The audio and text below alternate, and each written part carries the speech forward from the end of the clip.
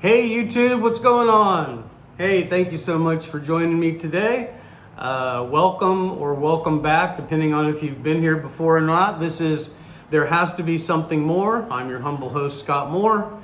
And this channel is all about retiring early, getting out of the rat race, off that US hamster wheel, being able to travel, go have an adventure, but getting out early and having some fun before it's too late. So if that's what you're interested in, this is probably the channel for you. If you're a longtime viewer, thank you so much and welcome back. Today, I thought we would cover, can I really retire early abroad? Can I escape the rat race of the US? And so I figured I'd go over that with you a little bit today. Yeah, I know the beard's looking a little scruffy. I went 37 years as a financial professional where I always had to show up clean shaven. So this is kind of the rebellious, but we'll see how it grows in after another few weeks, and I may shave it off anyway. But so far Lydia loves it. So I thought I'd start first just by covering my background a little bit, because why should you listen to me if I don't have a background that suits this topic? So I grew up, I'm a third generation financial professional. I grew up in this business. My dad and my grandfather both ran New York Stock Exchange branch offices for 40 years each. My grandfather for Reynolds Securities. My dad, we grew up when I was little in Ocala, Florida, but Reynolds wanted my dad to move to Sarasota, open a Reynolds branch there. He did. He spent decades after that, after successfully opening up Reynolds. Smith Barney came calling, and my dad ran the Smith Barney branch in Sarasota for decades. So if you had money in Sarasota back in the day, then you knew my dad. Pretty much everybody did. Everywhere we went, everybody knew my dad. Because Smith Barney at the time was big. If you remember the old John Houseman commercials, Smith Barney, we make money the old-fashioned way, we earn it. So that will also date me. But anyway, that's the environment that I grew up in. So my mom was a very successful multi-million-dollar real estate agent. And both my parents worked long hours, worked very hard. But so that's kind of what the topics were around the dinner table. It was real estate and investments. And my dad was, besides being the manager, he was pretty much an old stock and bond guy, just like my grandfather was. Didn't do a whole lot as far as like mutual funds and annuities and things like that. It was stocks and bonds. So anyway, I grew up in that environment. I really didn't know what I wanted to do when I got out of school. And so, finally it was time to go to work, and I thought, well, I'll just go do what Grandpa and Dad did. So after school, I ended up working for, and a lot of this stuff's going to date me too if you remember these names, but I worked for a company called Payne Weber and traded bonds for Payne Weber for 3 years, municipal bonds. So we were in Orlando, downtown, in one of the bank buildings, and for 700 Payne Weber financial advisors in the southeastern United States, if you wanted to buy or sell a municipal bond, it had to come through our department. So we were there 7 a.m. to 5 p.m., no lunch break, nothing. You were on the phone. There was a phone in each ear. Phones were ringing off the hooks. This was back in the day when we had these giant books you'd open and scratch it with a number 2 pencil if you were buying or selling part of the inventory. It was wild. Very, very stressful job. People back then in the bank branches, all of us were chain smoking cigarettes all day long. And at 5 o'clock on the button, we're racing out of there, heading for the local bar to have a drink. It was very stressful.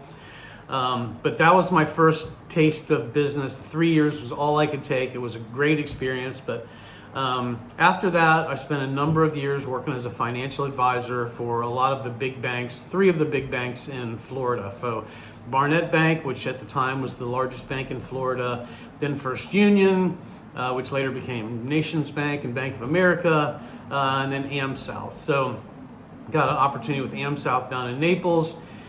After a while, I decided that I wanted to take kind of what I felt was like the next step, and that was move from financial advisor to a regional VP and wholesaler. So did that, went to work for 3 different companies for a number of years. ING, which is now Voya, Jackson National, which I believe is still, the bank area is still based out of Atlanta, I think, and Symetra, which was a Warren Buffett company. So those are the 3 that I worked at as far as a wholesaler. And then the last 15 years, we're going to get the car with the speaker driving by. So this is just part of life in Nicaragua. Hopefully you can hear me okay, and they'll be gone here shortly, but they're going to drive by and do an advertisement for us. That's just part of life in Nicaragua. So you can get away from that, but you have to we're really close to downtown. 5-10 minute walk, but you have to go a little bit farther out to get away from that. But anyway, the last 15 years I moved out of sales and into education, and so I worked as a retirement plan consultant. I worked for Transamerica for 9 years. I worked for Prudential, which at the very end became Empower, and I worked at 2 huge healthcare facilities. Up in Winston-Salem, North Carolina, I worked at Wake Forest Baptist with 24,000 employees, and then for Prisma Health in Greenville, South Carolina, with 34,000 employees.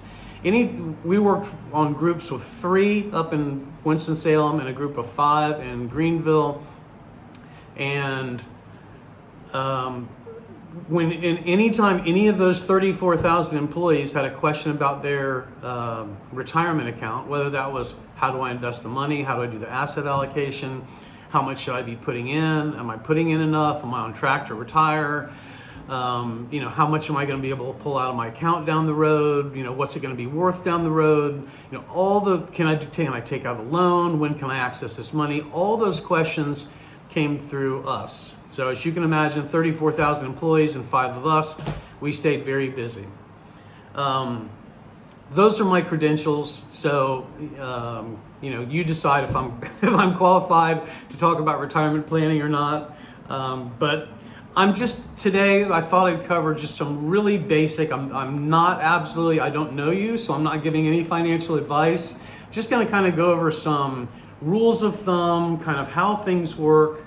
The first thing I would say is, like, let's say, for example, you go downtown, whatever city you're in, and you go into some random financial advisor's office and you say, hey, I really want to retire next month.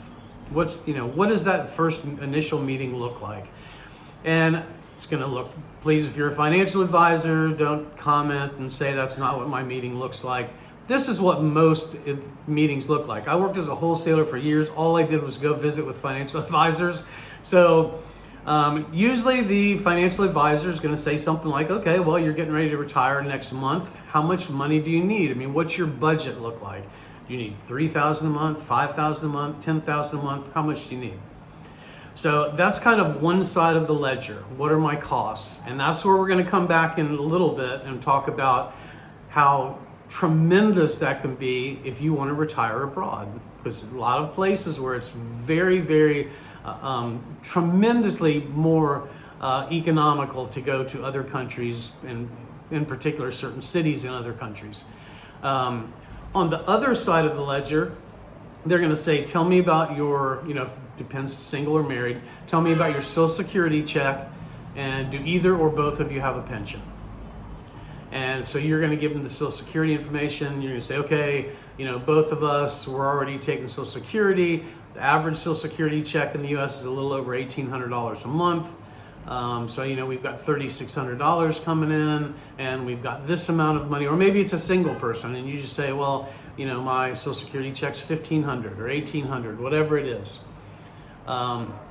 Next, they're going to say, okay, tell me about all of your retirement accounts. IRAs, 401ks, 403bs, give me a total number when you put all those together. Now, again, these are just really, really basic rules of thumb, but a lot of financial advisors will use something called the 4% rule. And you can Google that, hundreds of things will come up, a lot of things pro, a lot of things con. Um, it's worked for a long time. And so I'm going to fly in here. 4% rule basically just says if I'm in a moderate mix of stocks and bonds and I take 4% a year out of my account, I will never run out of money over a 25-year retirement. And again, you can Google that, you can go on YouTube. The largest, what they did was they did these computer studies where they're feeding computers thousands of what if scenarios. What if the stock market does this? What if the bond market does that? Just always comes back to, if I take 4% a year, I'll never run out of money over a 25-year retirement. Now, you know, some people will say, Scott, gee, 25 years, I'm in my mid-60s maybe, my health isn't so good, my family history says I'm not going to be around that long in retirement. You can take 5% a year, 6% a year. It's just the bigger percentage you take, the faster it depletes the account. So you've got your Social Security and then all of your retirement accounts, and you can use the 4% rule. You know, you really could use the 4% rule. You should have some money in savings. You should have an emergency fund, all those things. But for all your retirement accounts, you know, 4% rule is something to check out. You know, if you haven't heard about that before. So those are the two sides of the ledger: Social Security and retirement. Also pensions. You know, pensions are like gold. If you've got a pension, even if it's a small pension. Now, I've got a lot of friends, a lot of buddies down in Naples, Florida that were police officers, friends or friends of friends. I mean, they've got these fantastic pensions.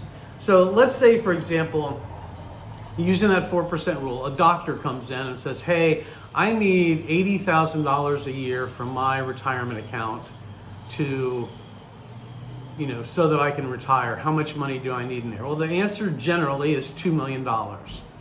So to me, if somebody's got an $80,000 pension, that's worth $2 million. If somebody's got a $40,000 pension, that's worth $1 million. That's just how I look at it. But, you know, when you use that 4% rule, you know, that's about how much money that doctor's going to need. And now I've got two flies buzzing around in here. I'm sorry about that. So those are kind of the things that you look at.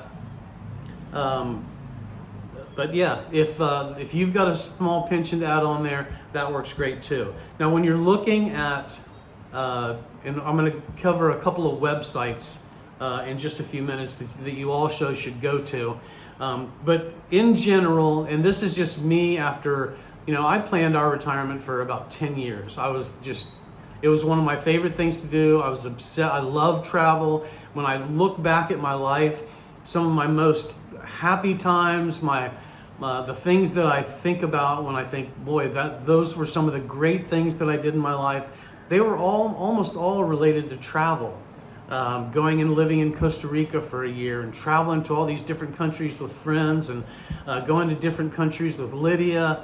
I mean, those are some of my favorite memories in my whole life. So I was obsessed with it. But, you know, as a single person, and of course it depends on your lifestyle. I don't know what you spend, how, you know, what kind of, if you want to, you know, if you need very basic stuff or you live a lavish lifestyle. But just in general, like here in Nicaragua, I've told you all before, Lydia and I spend roughly $1,000, maybe $1,100 a month.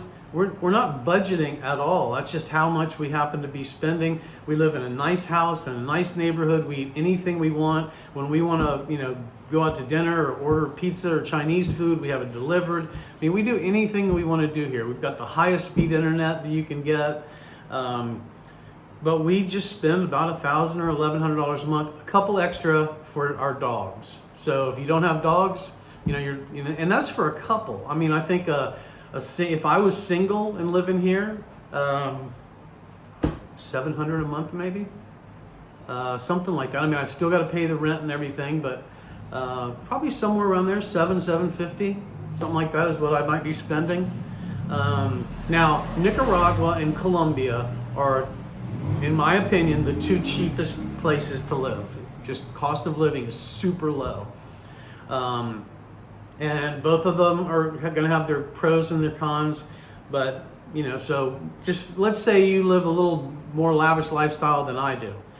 Maybe as a single person, you might spend $1,000 or $1,100. Maybe you spend $2,000. You really like to spend a lot of money. Although here, I mean, I guess you could spend $2,000. You'd have to get a pretty big house, and I don't. Besides that, I don't know what else you'd spend it on. Now, we don't have a car. We don't want a car. We love not having a car. We don't pay for gasoline. We don't pay for insurance. We never have repair bills, which, you know, anyway, you can get gouged in the U.S., but you can get gouged here as well with repairs. And we just love not having a car. Don't miss having a car at all. Which means when we look at cities, that's one of the things that we're always going to look for is walkability. And here, great walkability. Now, you do hear people complain around Matagalpa that some of the sidewalks are narrow and stuff like that. But in general, the whole downtown area is really flat and easily walkable. Places like Mexico, you know, you can probably, you know, $1,000 a month, you know, $1,200 a month. You can live a really nice lifestyle. Same with Guatemala. Again, Colombia would probably be close to Nicaragua, about 1,000. If I was living there, I would guess I'd probably be spending $750, $800 a month in Colombia. Peru and Ecuador, a couple other countries that we're looking at, Argentina. You know, again, somewhere about in the same range, I think, you know, 1,000, 1,200. So when you're thinking about that financial advisor and he's asking you, okay, one side of the ledger is your Social Security check, you add all together your retirement accounts, you use that 4% rule. So, you know, if you've got $100,000, you can take $4,000 a year. If you got $1 million, you can take $40,000 a year. Add in any little pension that you have. When you start doing that, and all of a sudden you start looking at, and you go, wait, holy cow, you mean if I move to Colombia, I can live a lavish lifestyle on $1,500 or $2,000 a month? I mean, all of a sudden it's like, well, that means all I need is my Social Security check, and all of those retirement dollars, they can sit there. Now remember, the government has something called required minimum distributions, RMDs. So when you get to a certain age, they're going to force you to start taking money out of your retirement account. That's changed a couple times recently with Secure Act 2.0. Depending on your age, I believe now that goes up to 75. They had already changed it from 70 and a half to 72. So they keep kind of moving that out. But depending on your age, I think it's 72 to 75 now. So all that money, all those retirement dollars. Now, if Lydia and I would have stayed in South Carolina, I would have had to work till 7 more years. And then as soon as I retired, I would have had to start pulling money out of that retirement account. So at 67, let's say, all of a sudden I'm starting to, you know, spend down my retirement account. Well, now I don't think I'll ever need it. So that money's going to grow and grow and grow and grow until, you know, 73, 74, 75. Heck, they may extend it out even longer. But yeah, it's a wonderful thing. My money can sit there and grow and grow and grow because our cost of living in all these other cities, and it doesn't matter if you're living, I mean, if you're living in Bogota or Medellin, Colombia, those are huge cities. They're going to be more expensive than a smaller city. So you may pay $2,000 or $1,800 a month instead of, you know, $1,200 or $1,500 a month. But anyway, so you all those things, and I'm going to give you a couple websites to look at, but when you start looking at the cost of living in all these great cities, doesn't matter if it's Argentina, you're going to Buenos Aires, you know, Peru, you're going to Lima or Cusco or Arequipa, Colombia, the one that we think we're going to really like is called Manizales. It's part of the Coffee Triangle, but they're all roughly very similar as far as cost of living. With Colombia and Nicaragua getting the edge for the least expensive. Now there's some places we're not going, like Costa Rica. It's just way too expensive. It's very, to me, I mean, I've spent a lot of time in both. To me, Costa Rica is Nicaragua, but double the price. So we're gonna kind of skip over Costa Rica. I've been to Panama before. Because we're cool weather lovers, there's only one little city we may take a look at called Boquete, or we may just go ahead and skip over that and head down to Colombia. But that's kind of how the basics of the financial advisor initial meeting start out with, is just, building those two sides of the ledger. Tell me about your monthly expenses, and then let's look at Social Security, pension, and the 4% rule. That's the foundation that they build from. So let's see, what else should we cover? Social Security. Social Security actually can get pretty complicated. You can start taking Social Security as early as 62. You can wait as long as 70 if you continue to work. And you'll notice, like when we used to get those papers in the mail, and some of you may still get one every once in a while, in small writing it would say, well, here's how much you get at 62, here's how much you get at 67. If you wait till 67, here's how much if you wait till 70. And the small print was, by the way, this is if you continue working and making the same money you're currently making. So if you stop working, that's a different story. But basically, every year you wait and continue to work, you get about an 8% raise in the size of the check. So when you start taking that, up to you. It's a life expectancy bet. So if somebody says, gee, I am super healthy, everybody in my family lives to be 100, for that person, they may want to keep working and wait. If somebody says, hey, I'm in my 60s already, my health isn't so great, my family history isn't very good, those people may want to start taking Social Security early. I had a friend that was in the same business as I was a retirement counselor as well. Huge guy, 6'5", 300 and something. And I remember him telling me, yeah, I'm taking my Social Security at 62. And I said, Wayne, how come you're taking Social Security so early? He said, Scott, men in my family, they don't live very long. I'm going to get something from Social Security instead of nothing. We just do not have a long life expectancy. So, so that makes sense. Another thing I probably should mention, and so one of my best friends, we've gone over this several times. With that money that you have in your retirement account, you can either use the 4% rule, but there are some other options. There are lots of different strategies out there.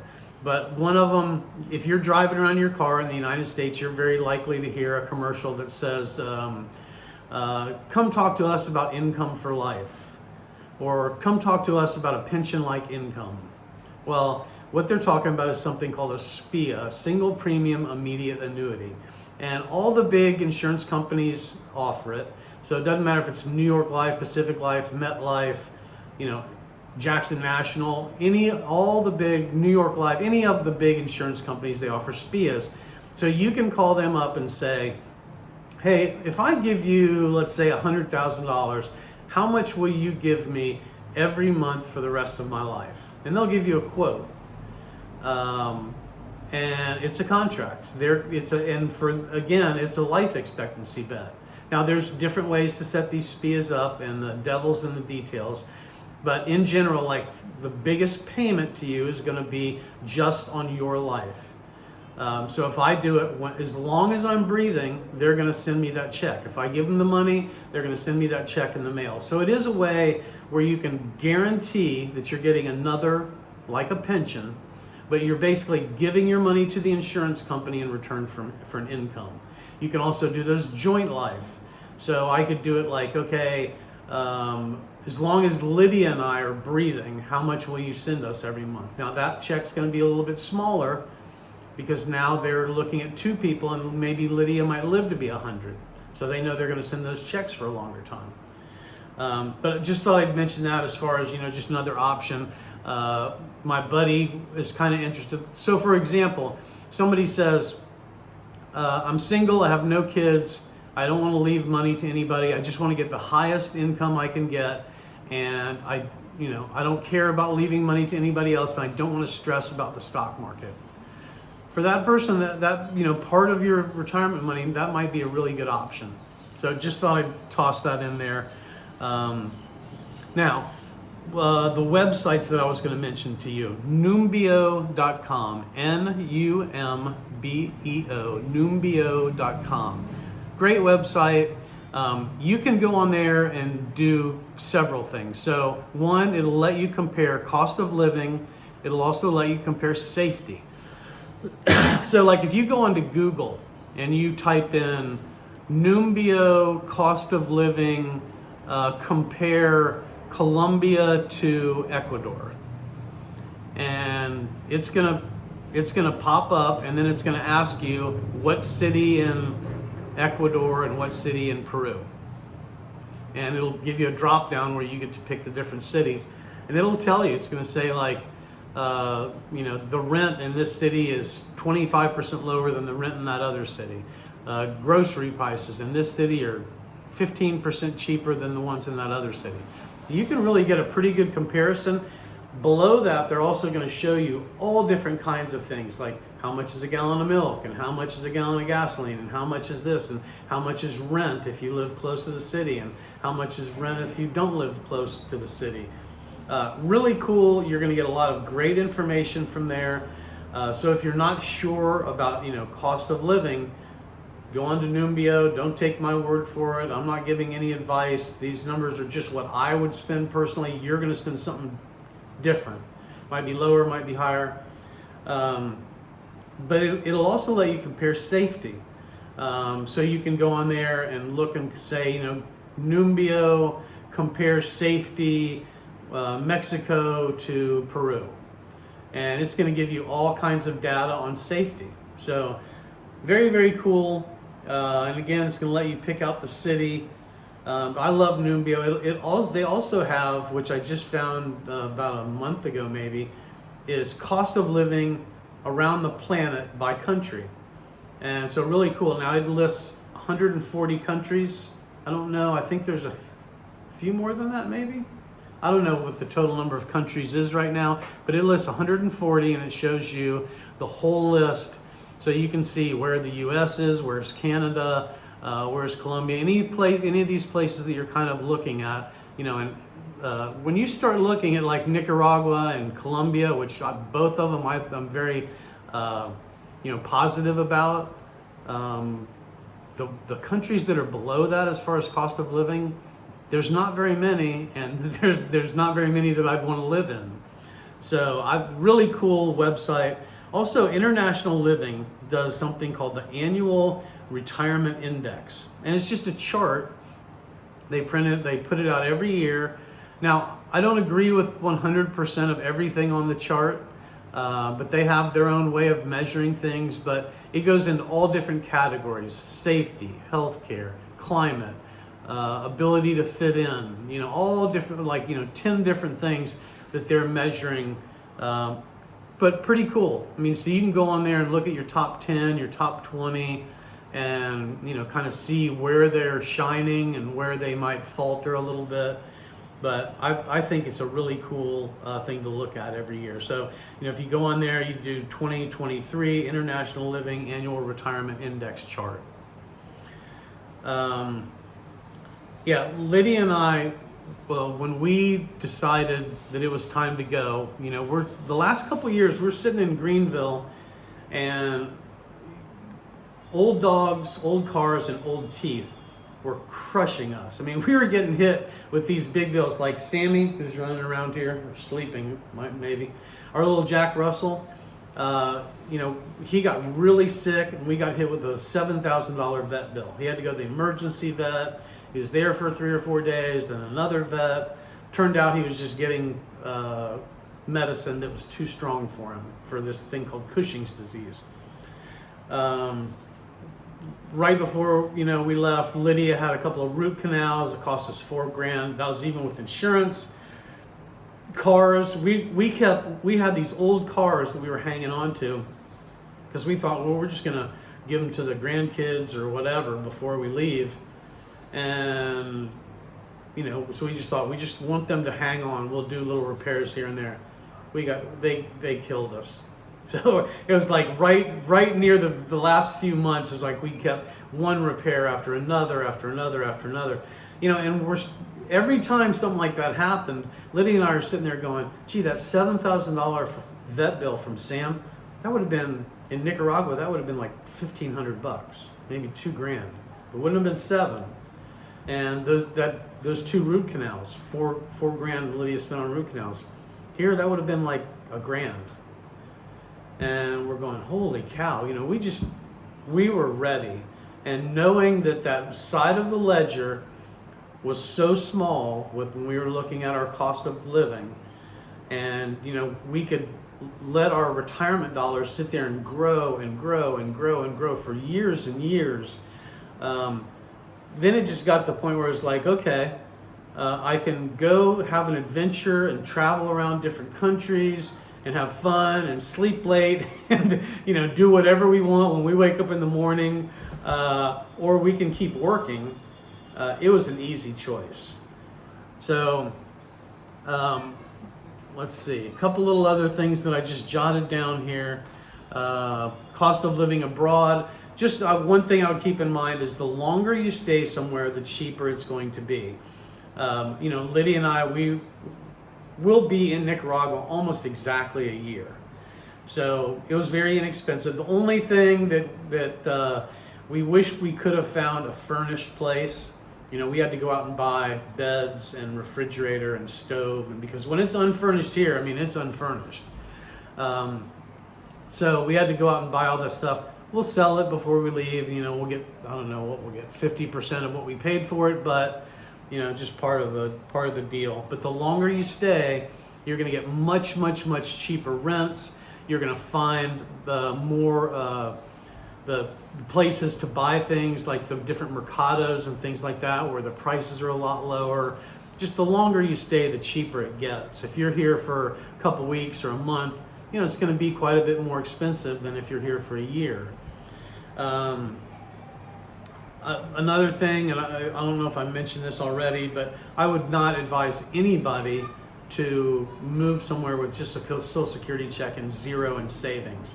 You do have to think about health care. It depends on what country you're moving to. Many expats have health insurance. Many expats just pay out of pocket.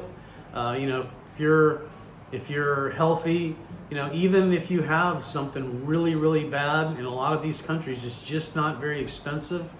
Some of the countries, in the U.S., we are kind of brainwashed into thinking that, the U.S. has the greatest healthcare and everybody else has terrible healthcare. It's just not the facts. When you start looking at healthcare, like Colombia is a great example. World-class healthcare. They have some of the best hospitals. I think there's like 45 highly rated hospitals in Latin America, and I can't remember exactly because this is something that I read a long time ago. I think it's 20 of those 45 hospitals are in Colombia. So like here in Nicaragua, if something really bad happens to you, there's a lot of people that head for Colombia from here. You just go down there and get it taken care of. A long time ago, I'd heard there's a guy named JC that does videos in Thailand. He said, he goes, here you got world-class healthcare, and I think he was talking about a guy that had a triple bypass and paid like 10 grand. What's a triple bypass cost in the U.S. now? I can't even imagine. But so you can pay out of pocket. If you've got some funds set aside, if you're starting to look at health insurance and they're quoting you like $400 or $500 a month. After a while you have to start going, okay, $500 a month, that's $6,000 a year. If I do that 10 years, that's $60,000. I can get a triple bypass for 10 grand. After a while it's like, maybe you should take that $500 and just put it in a little savings account so you have money when a healthcare issue comes up. That's up to you. I can't decide that one for you. If you're a younger person and you're watching this, and maybe you're 40 or something, I would urge you to please be putting 10-15% of your salary in your 401k or your 403b. The theory for many years was, okay, and this is even when I was a young guy in the business, 10 to 15% all through my working years, I'll have enough money in retirement that I can live the same lifestyle in retirement that I did while I was working. You don't have to take a step down in your quality of living just because you've retired. Please don't get me wrong, as far as me telling you how much I love to travel and love to go to all these places. I love the U.S. It's my home country. I've always been very patriotic. I love it. It's just that in the last quarter of my life, I want an adventure and I want to go out and explore. And then the other thing is the cost of living there is just insanely high and going higher and higher and higher all the time. So next for us, just kind of run down the list quickly. We are going to Guatemala next, Antigua, Lake Atitlan, and Shela. And hopefully you will follow all of us along there. After we get done, we're going to have 6 months to have fun in Guatemala. Then hopefully we're going to get another 6 months on our visa when we travel over up north into Mexico. And we're at least going to start in San Cristobal de las Casas. I don't know if we'll stay the whole 6 months. We're kind of debating back and forth. There's a lot of great cities we'd love to see. You know, Guanajuato and Oaxaca City. We'd like to go see Querétaro. Just all kinds of cities that we'd love to see there. Cholula, that's right outside of Puebla. But I don't know. We are so fascinated with San Cristobal de las Casas. We may just stay there for 6 months. So, but you know, and then after that, we're not sure.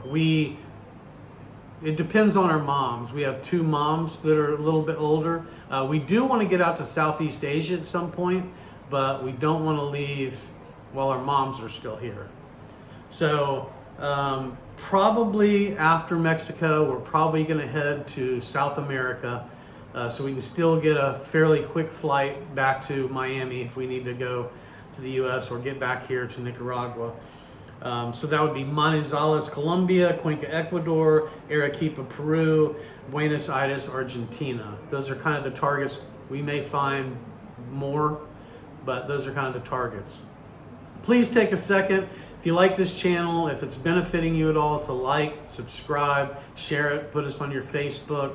We really do appreciate it. If you want to support the channel, you can always click on the Buy Me a Coffee thing down there. But thank you very much. If you have questions, again, these were really basic rules about, you know, can I retire abroad, but I hope you got something out of it. Hope you're having a wonderful day. I am super happy that I'm retired. How about you? If you're sitting in your cubicle and you're just not having a good day and you're wondering if you can get out of there and go travel around, you know, you probably can. So if you're bored and you need an adventure, remember, there has to be something more.